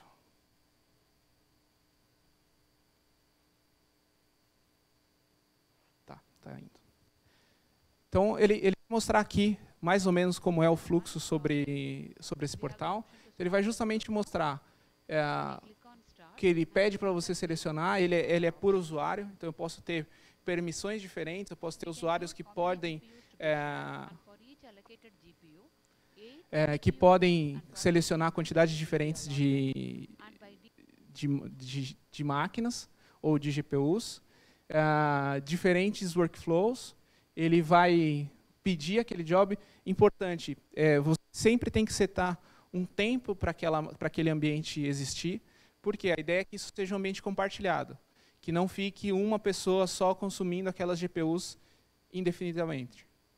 Então, aqui ele vai mostrar no vídeo, é um exercício bem simples, no qual ele tem números marcados à mão, ele vai fazer o treinamento de uma rede neural para entender o que é esses números. Então, ele vai simplesmente ler aquelas fotos que está com a tag, falando qual que é o número que está ali, e depois ele vai demonstrar a inferência, que é justamente eu vou pegar uma imagem que não fez parte do meu treinamento, uma imagem nova, vai rodar e ele vai detectar qual que é o número que estava escrito ali. Então, eu não sou desenvolvedor. Então, aqui, alguém de vocês, se for, provavelmente conhece muito mais o Jupyter Hub e o Jupyter Notebook do que eu. Para quem não é que nem eu, talvez conheça o OneNote da Microsoft, que é um notebook onde você coloca tudo que você quiser, imagem, texto, vídeo, você coloca tudo lá. O Jupyter Notebook é mais ou menos a mesma coisa, só que além de fazer tudo que o OneNote faz, eu ainda consigo rodar um programa ali dentro. Eu consigo escrever e executar as linhas de comando. Então, aí ele mostra quais são as versões, isso aqui. Você pode customizar tudo, selecionar o que você vai mudar, roda aquilo, ele gera estatísticas, ele pode gerar toda a parte de gráficos e poder entregar o resultado final. Isso é uma coisa simples, é quase um Hello World da inteligência artificial, mas é mais para mostrar para vocês como que ele faz o treinamento, que ele vai rodando os epochs, que ele vai vendo a acuracidade, e aí eu posso simplesmente parar meu job quando estiver concluído. Então, aqui um detalhe mais da foto do storage.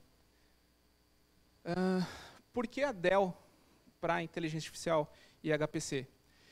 O primeiro cluster que a Dell montou de HPC, HPC puro, foi lá em 1999. Daí até hoje já foram diversos clusters. Hoje o mais novo, a maior sensação que nós temos é o que está no TAC. Ele é o 5º maior cluster do mundo. Ele é o único 100% CPU e é o maior cluster que está disponível para a comunidade de pesquisa. Os outros 4 na frente são 2 dos Estados Unidos voltado para segurança e 2 da China também para uso de espionagem e outras coisas. A gente não sabe exatamente. O primeiro maior disponível para pesquisa é o Fronteira. Hoje a Dell ela tem um portfólio que vai desde o notebook, do desktop, para você fazer a visualização, passando pelos servidores, storage, software de gerência, aceleradores e até mesmo cloud. Então, eu consigo, por exemplo, criar um ambiente de HPC com esse stack que ele é capaz de fazer jobs na nuvem pública, dependendo da sua necessidade. Então, do mesmo jeito que a Globo.com tem picos de utilização, você, dentro do seu ambiente de pesquisa, você também pode ter esse tipo de pico. Então, hoje a gente consegue montar um ambiente totalmente automatizado, que ele consegue disparar um job local, pegar suas imagens locais, criar o ambiente todo numa nuvem pública, rodar esse job e trazer o resultado para dentro de casa. Hoje, nós temos uma infraestrutura grande. Aqui é a foto do Innovation Lab, é o nosso laboratório de inovação, onde isso não é jogo de espelho, realmente são hacks e mais hacks e mais hacks, onde eu tenho, por exemplo, um dos clusters ali, ele tem mais de 500 nós, está mais ou menos na posição 300 dos maiores clusters do mundo. Eu tenho testes de novas tecnologias e tenho engenheiros para determinadas áreas de trabalho. Então, eu tenho pessoal que é formado em bioinformática para fazer trabalhos e pesquisas com DNA. Eu tenho pessoal da área de segurança, eu tenho pessoal da área de CAD e CAI. Eu tenho engenheiros específicos para exploração de petróleo. Então, para justamente desenvolver as soluções voltadas para o uso final. Aqui são algumas informações aí dos nossos principais clusters.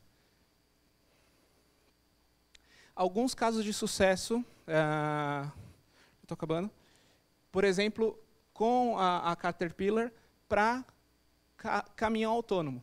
Então, a Dell ajudou a desenvolver e ajuda até hoje a melhorar os algoritmos para aqueles caminhões gigantes dentro de mina trabalharem de forma autônoma. Aqui está a foto do Stampede 2, que seria o irmão mais velho do Fronteira. Então, é bem grande, é bem legal.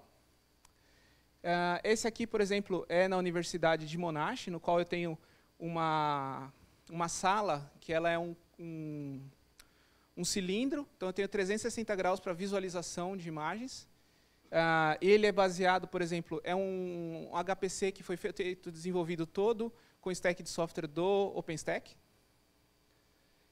E a Mastercard, que aí utiliza justamente a convergência de Big Data, inteligência artificial e HPC. Hoje eles têm a capacidade de, quando a gente vai passar o nosso cartão de crédito com chip, você entrega o cartão, a pessoa digita o valor, antes da pessoa te entregar a maquininha, ele já consegue processar e fazer análise se aquilo pode ser uma fraude ou não, com sua geolocalização, com o seu histórico do que foi gasto, o seu perfil de gasto, para poder aprovar ou não de acordo com o seu PIN. Então, aqui são alguns dos nossos clientes de HPC, de inteligência artificial. Tem alguns casos aqui bem importantes, alguns clientes bem grandes. E, último slide, caso queira aprender alguma coisa a mais, tem esses sites, e esse aqui é o nosso grupo aqui da América Latina. Eu estou nessa lista, então fiquem à vontade de entrar em contato com a gente. Obrigado, Fabrício. Obrigado. Nós agradecemos. E no Coffee Break você vai estar lá disponível para conversa. Quem quiser conversar com ele no Coffee Break, ele estará disponível. Ok? Muito obrigada. Agora vamos receber aqui o Alexandre Gosgold, o criador do Pop RJ, e quem sabe muito mais. Ele vai contar a história. A rede é Pop. Obrigada, Alexandre. Microfone. Chegou aí a apresentação? Hein?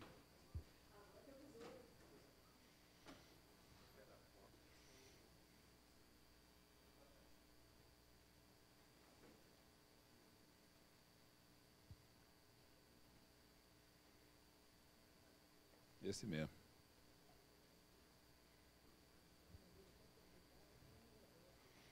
Isso. Bom, pessoal, boa tarde. Obrigado por estarem aqui com a gente depois do almoço. Deve estar todo mundo meio adormecido, mas vamos lá. Essa apresentação aí, ela surgiu de uma conversa que eu estava tendo com a Marita aqui, sobretudo depois que a administração do Pop Rio mudou. E comecei a contar alguns casos interessantes, algumas coisas. Ela falou, você deveria fazer uma apresentação do WTR e falar um pouco dessas histórias. Eu falei, pode ser. Depois eu pensei bem, puxa vida, mas ficar falando do passado é enjoado, às vezes, você ficar dizendo, lá no meu tempo, antigamente, e tal, como é que era. Mas eu acabei descobrindo eu lembrei que há 2 anos atrás, mais ou menos, eu fiz uma apresentação desse mesmo evento, falando sobre os 25 anos da internet no Brasil. Então, eu peguei algumas informações daquela época, ou melhor, daquela apresentação, e tentei dar uma visão mais aqui do Pop RJ, né?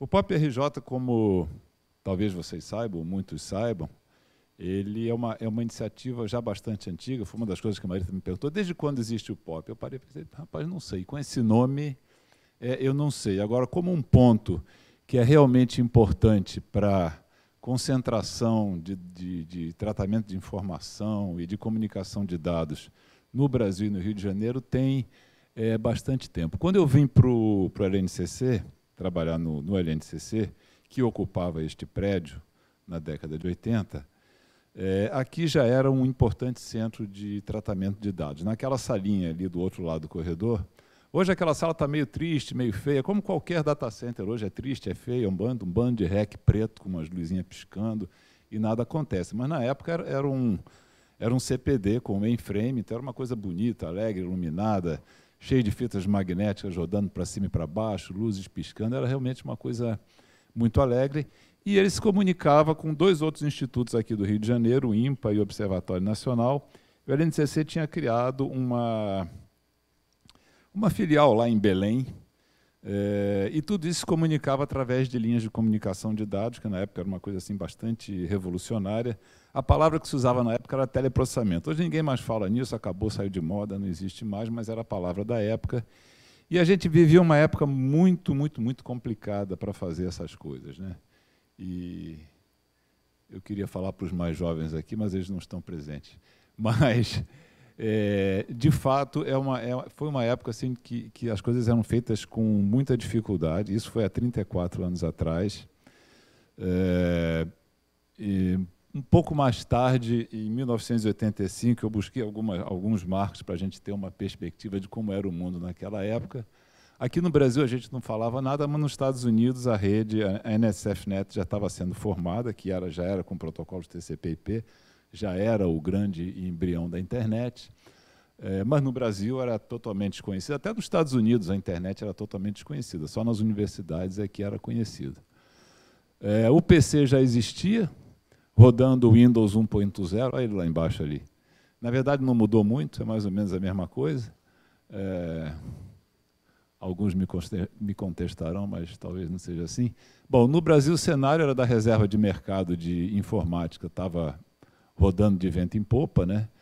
O que você tinha no Brasil era ou os mainframes, que eram o que a gente tinha aqui, ou os mini-computadores que eram fabricados no Brasil, dentro da reserva de mercado, ou os famosos clones de PCs que rodavam software piratas, Windows piratas e outras coisas parecidas, DOS piratas e por aí afora.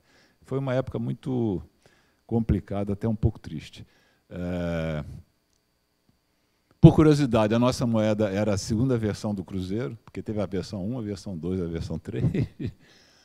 A inflação era de 225% ao ano, módica. Primeira edição do Rock in Rio, olha só que coisa engraçada. 85. Se eu soubesse que a Dell estava aqui, a pessoa da Dell ainda está aí? Tá, né? Foi quando o Michael Dell fundou a Dell, começou a fabricar PCs baratos usando componentes de estoque. Mas aconteceu, nesse mundo das redes, aconteceu uma coisa muito interessante, que teve aqui no Rio de Janeiro um professor da Universidade de Maryland, chamado Glenn Reichert. Ele veio dar uma palestra aqui no IME, Instituto Militar de Engenharia, aqui pertinho, falando de uma iniciativa muito interessante.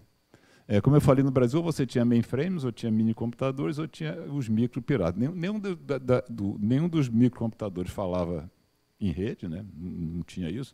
Os mainframes tinham arquiteturas de rede proprietárias, mas que eram muito fechadas. E aqueles mini-computadores que estavam surgindo nos Estados Unidos, que estavam rodando TCP/IP, Unix, essas coisas todas, no Brasil simplesmente não chegavam. Aqui a gente não conhecia e não existiam. E esse professor veio com uma proposta de uma rede colaborativa que era baseada nos mainframes da IBM e que a qual a gente poderia eventualmente aderir. Era a famosa Bitnet, que hoje não existe mais. No mundo ela acabou em 96, no Brasil ela foi até, não sei até quando, não me lembro realmente. Começou em 88, foi até 91, 92, depois disso ela se extinguiu. Mas o que é importante naquela figura ali é que está aqui esse aqui que é o pointer? Não, qual é o pointer? Aqui. Está aqui o nosso POP RJ, que não se chamava POP RJ na época, mas a função já estava lá. Era um grande ponto de concentração de circuitos que ligavam essas universidades todas. Essa rede aí, onde é que estava a revolução, afinal, né? Tecnologicamente, a gente sabe que Bitnet e Ethernet eram muito diferentes, protocolos diferentes, sistemas diferentes, mas os princípios de funcionamento eram muito parecidos. Estavam baseados na colaboração, na existência de uma rede que passava por cima de domínios administrativos, era uma rede aberta que estimulava a criação de aplicações diferentes e, sobretudo, não havia custo associado à distância. Aquela era uma época em que tudo que saía da fronteira do Brasil, em termos de comunicação, era caríssimo, era impossível, era inviável, demorava demais. A internet, as redes colaborativas, um dos grandes atrativos dela no início foi justamente derrubar essas barreiras de distância. Tanto fazia eu mandar um e-mail para um camarada na esquina, como mandar para um camarada no Japão, era o mesmo preço. Isso quebrou um paradigma fortíssimo do mundo das telecomunicações, que para a voz até hoje ainda vale, né? Para a voz até hoje ainda vale, e sem razão razoável para valer. Mas, enfim, isso é tudo uma outra história, né? Então, na década de 80, meados da década de 80, o nosso POP aqui já existia como POP, apesar de não ter esse nome. E aí o mundo foi andando, Nós chegamos a 1991, foi um ano interessante, foi quando foi lançado o serviço de telefonia celular aqui no Rio de Janeiro. E, engraçado, o Rio de Janeiro foi a primeira cidade. Naquele tempo, o Rio de Janeiro estava por cima da carne seca, não era como era hoje, não. E foi a primeira cidade do Brasil onde começou a funcionar a telefonia celular. Na verdade, foi em dezembro de 1990, aquele aparelho, vários de vocês já devem ter visto. O Linux apareceu, né? O Windows já era o 3.0, estava melhorando um pouquinho, muito devagarzinho, mas a internet era completamente desconhecida do grande público, não só nos Estados Unidos, como no Brasil também, mas algumas coisas começavam a se movimentar. Aqui no Rio de Janeiro, um instituto, que é o Instituto IBASE, que é o Instituto do Betinho, eles tinham lá uma vertente tecnológica e se conectaram numa rede Alternex e começaram a oferecer acesso à rede, que era mais ou menos internet, mas, enfim, o pessoal conseguia mandar e-mail, trocar alguns arquivos, e a rede começou a se divulgar. E aqui também, no POP, né, no próprio POP, os sistemas mudaram, já não era mais aquele mainframe, a gente já tinha algumas máquinas rodando Unix, e alguns serviços a gente começou a ofertar através desse ponto de conexão. Quer dizer, aqui tornou-se um ponto ainda mais importante de concentração de conexões. Ali aquelas informações. O Cruzeiro agora estava na versão 3, coitado, já tinha perdido um monte de zeros no meio desse meio tempo aí. A inflação continuava alta, 380% ao ano, e já estava bom, né, porque já tinha passado por uns 800 nesse meio tempo aí. E a população não parava de crescer. Foi nesse período aí, entre final da década de 80 e começo da década de 90, que uma outra iniciativa aconteceu, centrada novamente aqui no LNCC, que ainda não tinha o nome de POP, mas já começava a se firmar esse nome, que foi da Rede Rio, que o Márcio já esteve aqui falando com vocês. A Rede Rio foi um esforço também quase heróico para se montar uma rede internet, e essa foi realmente internet, foi uma rede montada com roteadores, verdadeiros roteadores. Esses foram os primeiros roteadores que chegaram aqui, e tinha uma conexão que saía da UFRJ e ia para a Califórnia, mas eram 3 pontos nodais dessa rede, um na PUC, um na UFRJ, um na LNCC, e o ponto do LNCC era justamente aquele ali. Hoje a Rede Rio existe ainda, esse ponto do LNCC não é mais aqui, porque o LNCC foi para Petrópolis, enfim. E essa conexão com a RNP se formava também uma iniciativa nacional devagar, chamada RNP. A história curiosa nisso aí é, como eu falei, a gente estava vivendo na época da reserva de mercado, então tudo era difícil, tudo era absolutamente difícil. Conectores eram difíceis, cabos eram difíceis, licenças de software eram difíceis. E quando a gente trouxe esses roteadores aí, junto com eles vieram algumas estações de trabalho SAM para fazer o gerenciamento. E na época elas eram consideradas muito poderosas pelo governo norte-americano, e a gente teve que assinar uns termos de que aquilo não ia ser usado para desenvolver armas, nem artefatos nucleares, etc, etc, etc. E tudo bem, eu pessoalmente preenchi essas declarações todas, declarando isso tudo, e deveríamos mandar para uma empresa lá nos Estados Unidos que ia fornecer para a gente.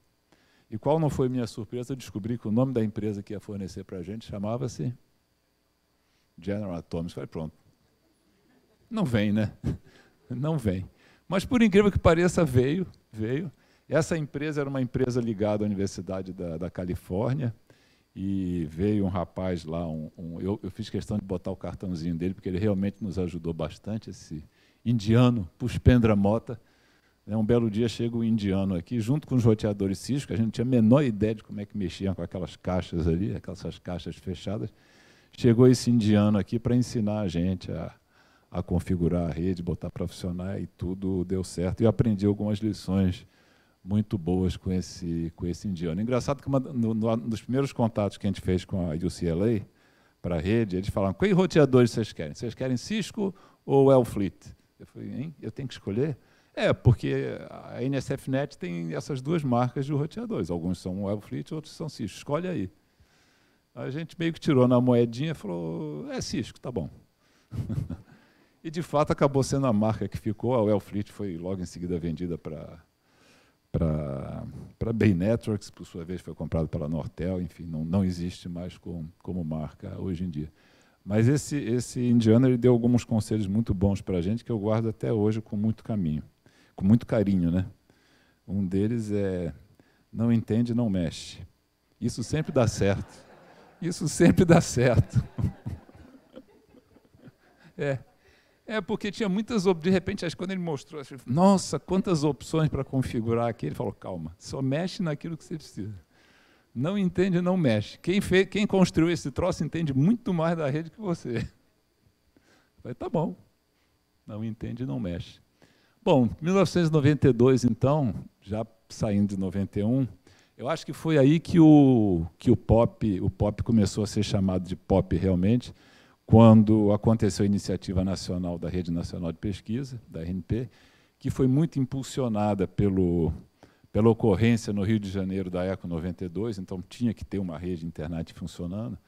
A Embratel, na época, era monopolista das comunicações de longa distância, ela não tinha uma infraestrutura para oferecer internet, né? Nos Estados Unidos, a internet começava a ser conhecida do grande público, começava a ter alguns serviços comerciais.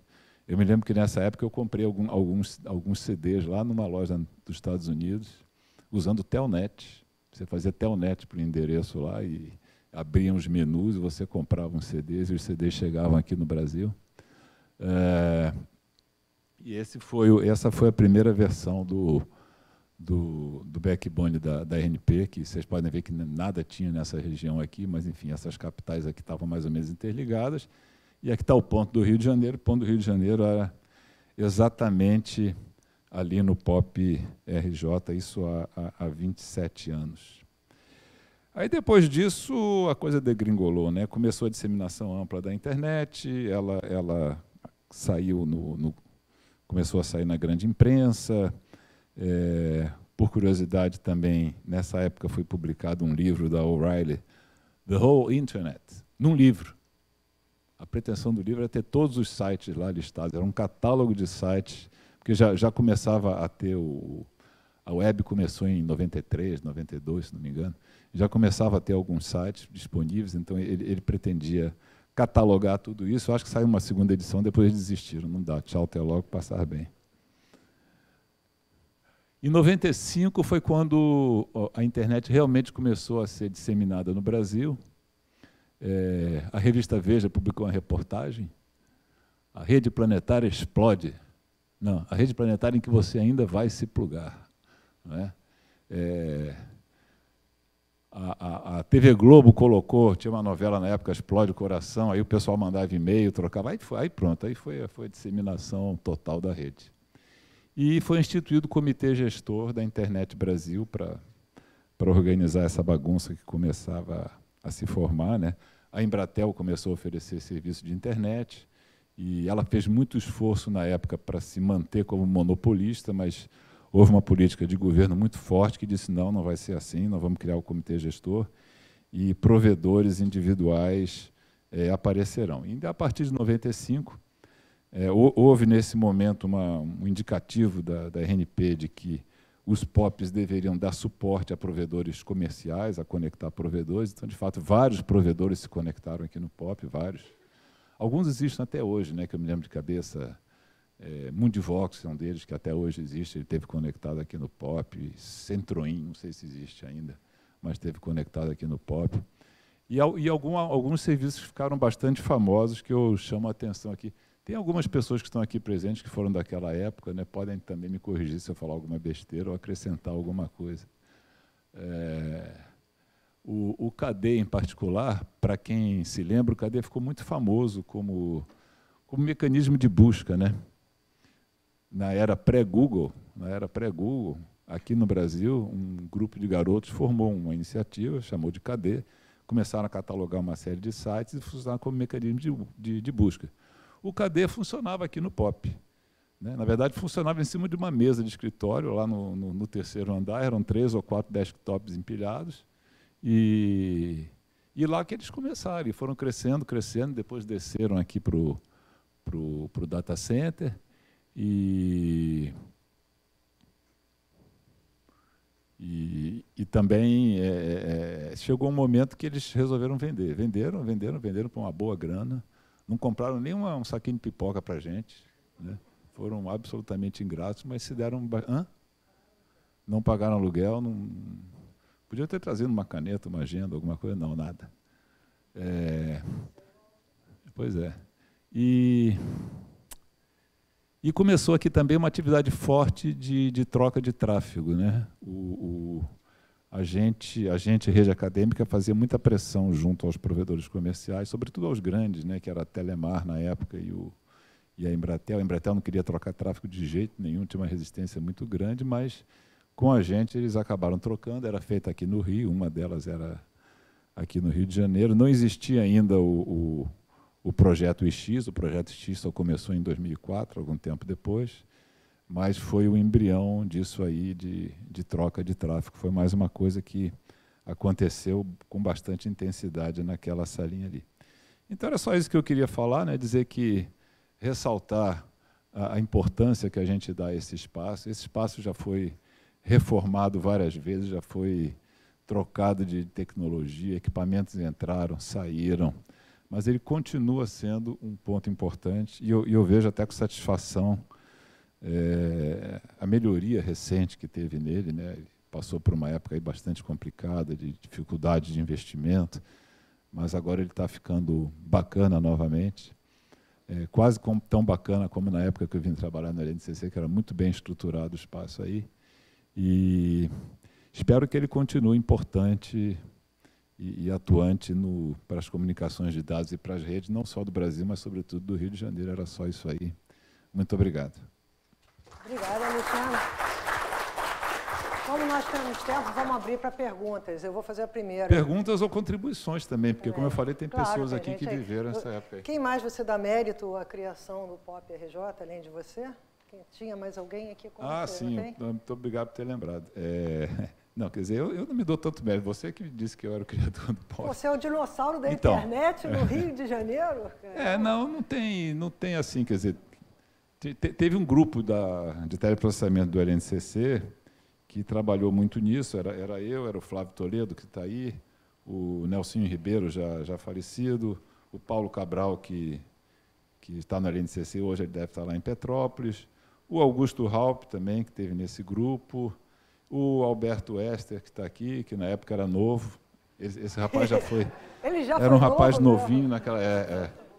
A gente teve uma atuação muito forte também lá nos primórdios de 91, até de hardware mesmo. As coisas eram tão difíceis, a gente construía coisas de eletrônica. Tinha um departamentozinho tinha uma mesa lá de eletrônica, em que se construía alguns adaptadores e tal, cabos. O Alberto estava nesse grupo. Quem estava nesse grupo também é o Roberto Bocler, que está no IMPA já há muitos anos, não sei se ele chegou a vir algum dia aí. Estava escrito, mas não apareceu. Né? Pois é.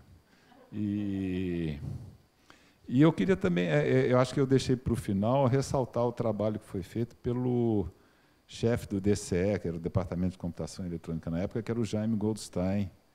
Apesar dele não ter tido uma atuação técnica, ele não era um técnico, ele não entendia muita coisa disso, mas ele tomou para si essa tarefa de viajar pelo Brasil, sobretudo na época da Bitnet, né?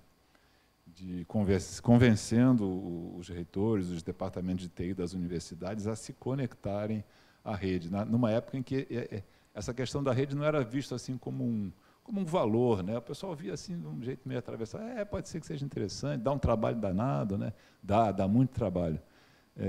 E o Jaime fez um trabalho muito importante. Infelizmente também ele nos deixou aí há 2 anos atrás, mas ele teve uma participação muito importante naquela época. Esqueci alguém, Alberto? Não, esqueceu de comentar o emulador que nós usávamos, que era o MSCAD. Mas aí é pesado, né? Aí é coisa meio pesada. Vai assustar o pessoal em plena sexta-feira? Isso é pesado. Eu botei o Windows 1 ali para dar o toque, mas isso aí é muito pesado. Alguém quer falar alguma coisa a mais? Milton, você?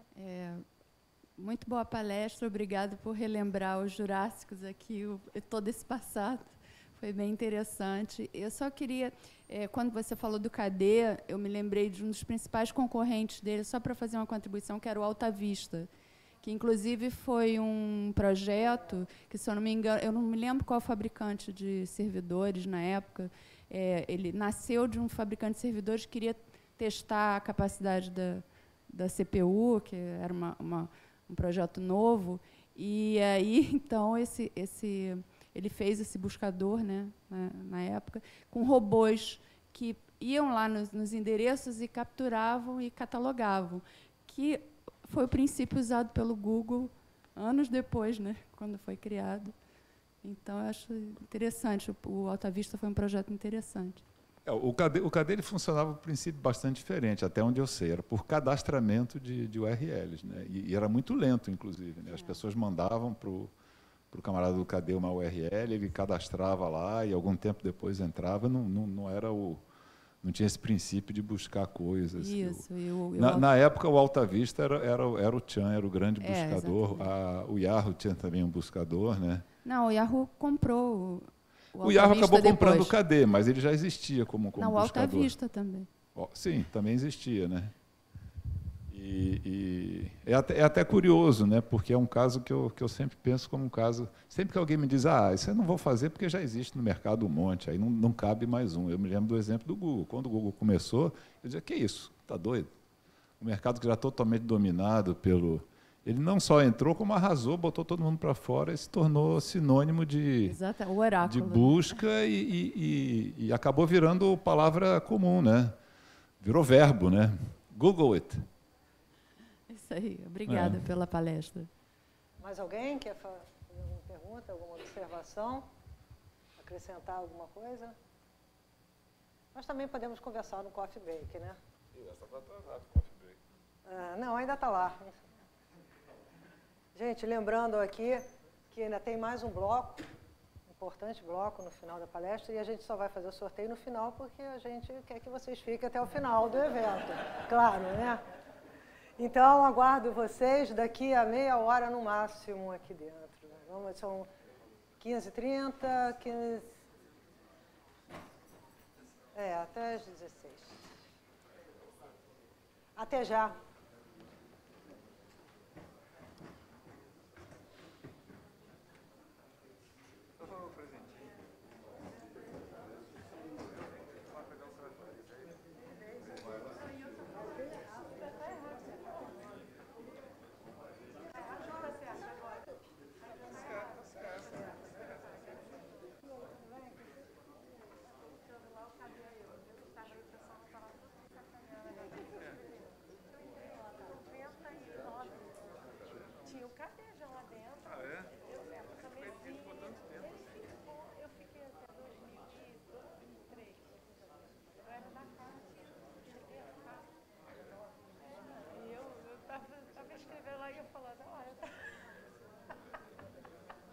Eu lembro como é que era aqui, agora como é que tá. Eu ainda vi, Mas é engraçado que quando eu entrei aqui,